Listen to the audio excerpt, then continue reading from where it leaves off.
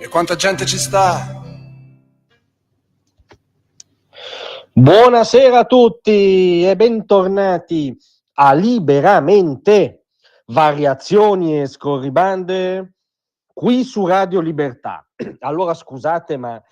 non riusciamo a non fare il nostro lavoro. Cioè, vale a dire, se, come riportava con la comprensibile evidenza La Verità di oggi, se un consigliere del Presidente della Repubblica ha espresso preoccupazioni per la tenuta, perché la maggioranza di governo di centrodestra è troppo forte, troppo salda, non si intravedono crepe, ha suggerito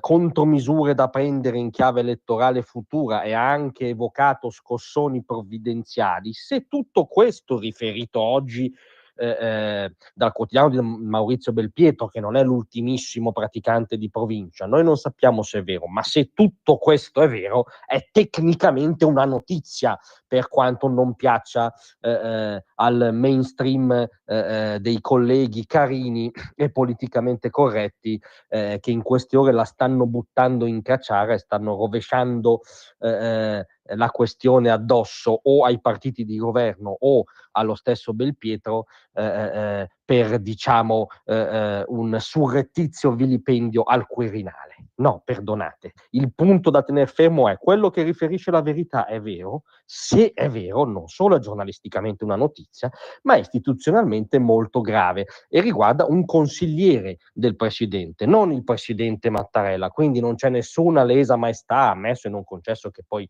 questo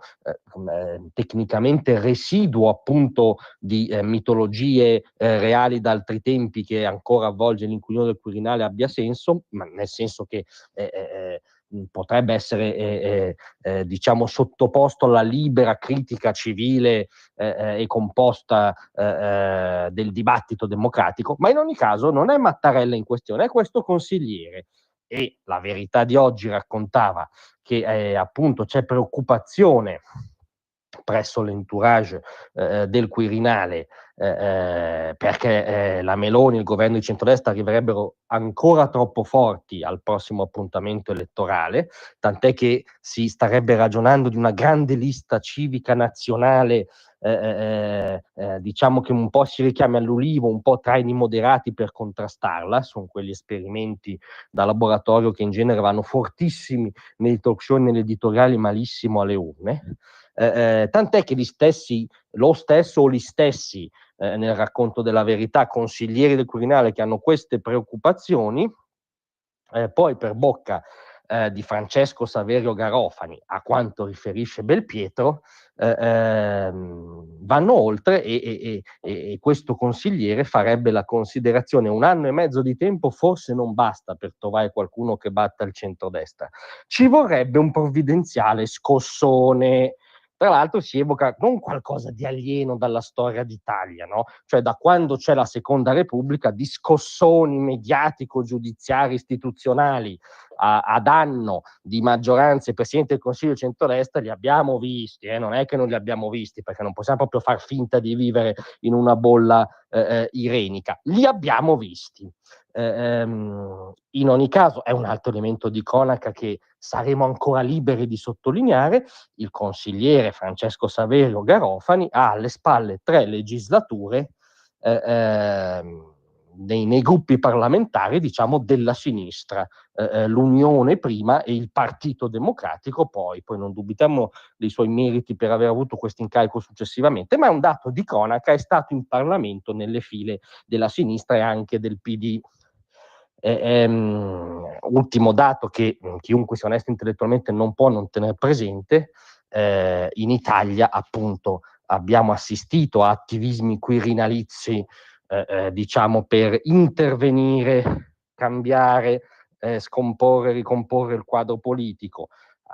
Ai tempi della presidenza precedente a quelli di Mattarella, Napolitano, furono addirittura diciamo poi oggetto di storiografia, cioè sono agli atti. In quel caso il presidente in persona lavorò, diciamo, per incrinare la maggioranza di centrodestra allora che allora esprimeva al Presidente del Consiglio Berlusconi con l'operazione Fini, ricevette Mario Monti prima di dargli l'incarico e quindi scalzare il governo di centrodestra. Insomma, tutto questo è storia d'Italia. La cronaca di oggi della Verità, che avrà le sue fonti, perché Belpietro non scrive cose a caso, ma che noi non sappiamo sia vero, dice che un consigliere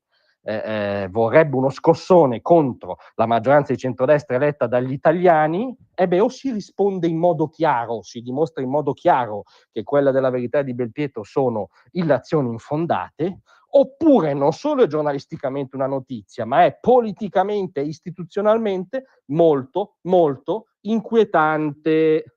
Grazie a tutti, a domattina.